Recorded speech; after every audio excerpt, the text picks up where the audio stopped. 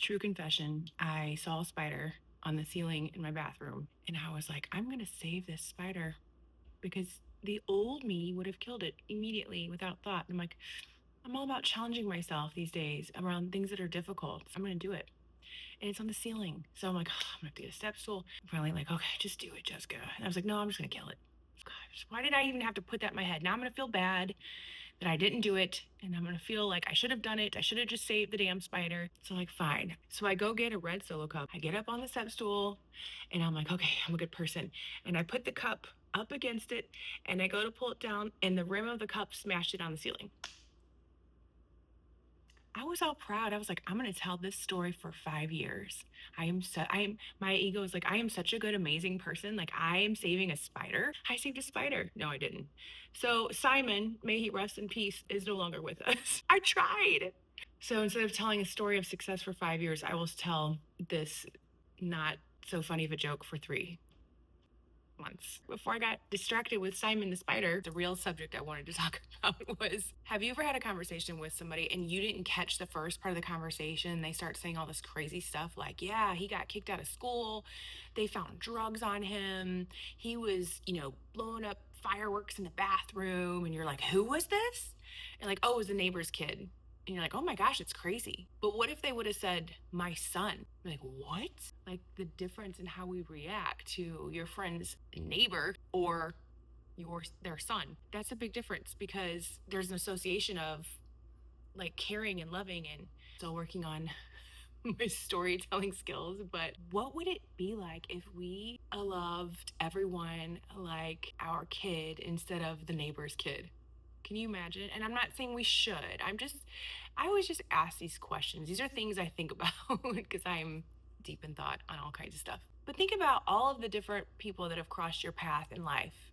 At one point, you may have had a stepmother, stepfather, step sibling, and you love them, but maybe that relationship ended and you haven't talked to them in years. So there's just different association with how much we're attached to somebody. But if you love them back then, do you still love them now? Have you ever worked with somebody and you came really tight and then something happens, you switch careers, they move to a different company and you kind of faded out, but the relationship at the time was super tight. You were just like siblings, you were in it together, right? What if we viewed everybody like that? What if we viewed everybody like your friend's kid instead of your friend's neighbor's kid? My analogies. And if you're like, oh my gosh, here she goes again with more love yourself and love everyone else. Yep. Go ahead and change the channel. I'll wait.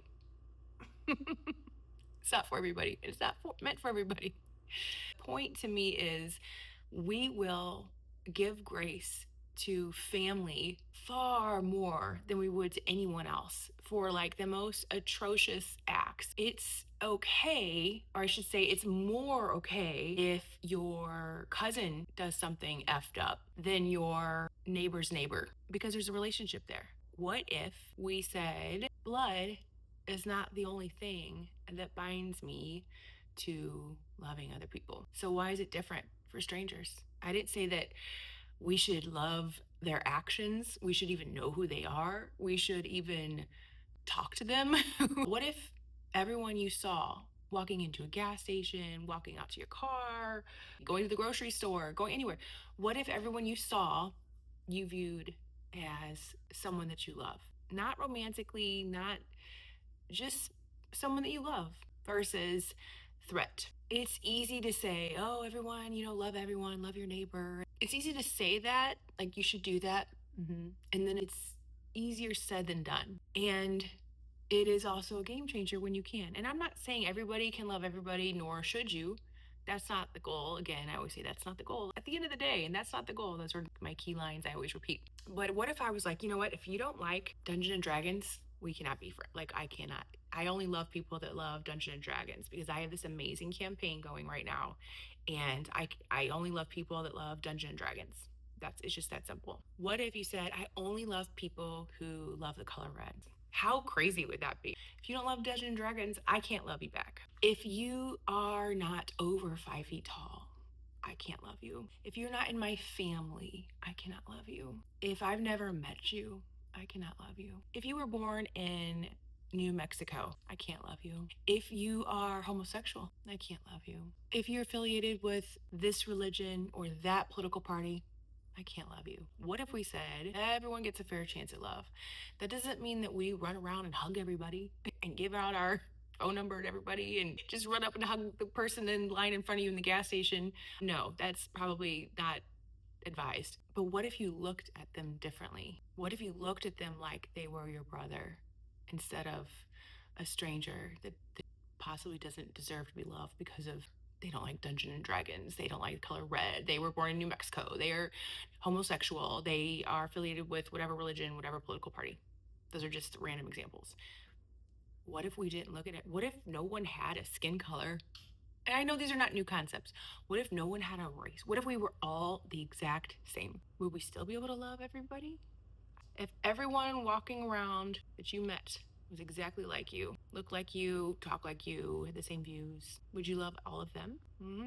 Point is, you can love people without knowing them. You can love and appreciate people without having relationships. You can love and appreciate people without agreeing with their choices or without condemning them for, getting kicked out of school or getting fired at their job or not agreeing with whatever religion. You can still love and appreciate the humanity in them, right? Because they are still human. That's what we have in common. Unless they're an alien in human skin and we just don't know that. And that's a whole nother video. I don't know. The cost, however, is that if you do adopt that view on life, what that means is that every single person that ever comes in your life might hurt you. If you love everybody, or if everybody deserves love that comes across your path, blood or not, you have that much more room to feel hurt or to feel shame, guilt if you hurt them. Because it doesn't just go away. Your brother doesn't just stop being your brother. Your brother's your brother for the rest of your life. But what if everyone else was treated that way? What if every relationship you had, you still love them? And I know there's a lot of people that are not in, they get divorced or, they get estranged from their children, their parents, but they still love them. What if that was the case for everybody? The cost to that is that when something goes wrong, that's just one more person that you have feelings attached to. That's one more person that you disappointed. That's one more person that you worry about. That's one more person that you might disappoint or lie to or hurt in some way. There's just one more. But the benefit is, wow, that's one more person I get to experience love with. That's one more person I get to love, grow with, accept, and vice versa. Of course, there are going to be sirens right in the middle of my video. Please hold. And we're back. Okay. So I was just thinking about this. What if we loved everybody or at least looked at everybody the same as far as having the same opportunity for love? How different would the world be? How different would our choices be? How different would we operate? Might we treat the cashier at the checkout differently? If it's your aunt that's checking you out at the grocery store versus a stranger that you don't know, what a different world that would be. But what if you just challenge yourself to look at like that could be my sibling? What if it's someone that like you find out in your 23 and me or whatever, 20 whatever in me that they're a long lost relative? You look at them differently, right? It's a different connection. Oh, we're family. We're blood. Do you want to be in my Dungeons and Dragons club? I have a new campaign.